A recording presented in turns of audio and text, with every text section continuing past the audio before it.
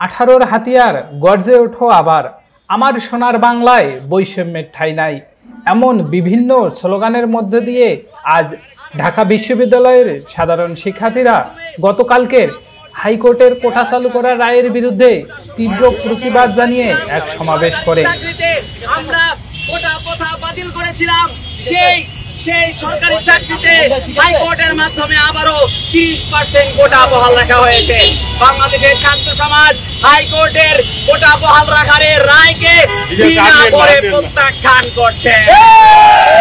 ভাইয়া বোনেরা, আপনারা জানেন বর্তমানে আমরা এমন এক সময়ে বসবাস করছি, বেকারত্বের অভিশাপ আমাদেরকে এমন ভাবে চেপে ধরেছে যে বেকার যুবকরা আজ তারা ঈদ করার জন্য তারা গ্রামের বাড়িতে যায় না।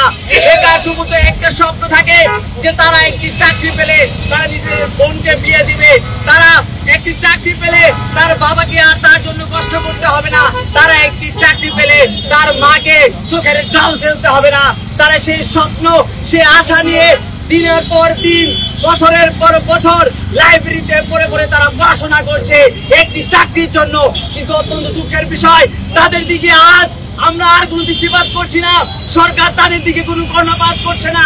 25 লক্ষ বেকারত্বের যে অভিশাপ নিয়ে বাংলাদেশ চলছে, সেই অভিশাপকে মুক্ত করার পরিবর্তে গতকালকে হাইকোর্ট বিভাগের যে রায় দিয়েছে, সেই রায় বাংলাদেশের ছাত্র সমাজকে তারা কলঙ্কিত করেছে, বাংলাদেশের ছাত্র সমাজের সাথে তারা গাদ্দারি করেছে, প্রতারণা করেছে।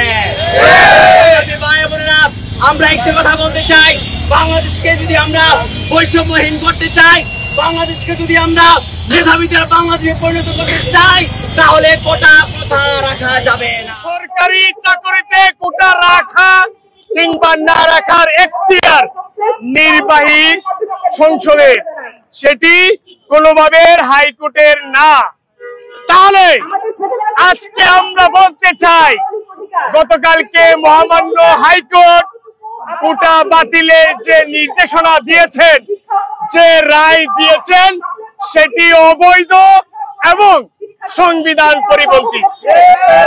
কেননা সংবিধানে স্পষ্টতই উল্লেখ রয়েছে যে প্রজাতন্ত্রের সরকারি চাকরি নিয়োগ লাভের ক্ষেত্রে দেশের প্রতিটি নাগরিক সম অধিকার পাবে।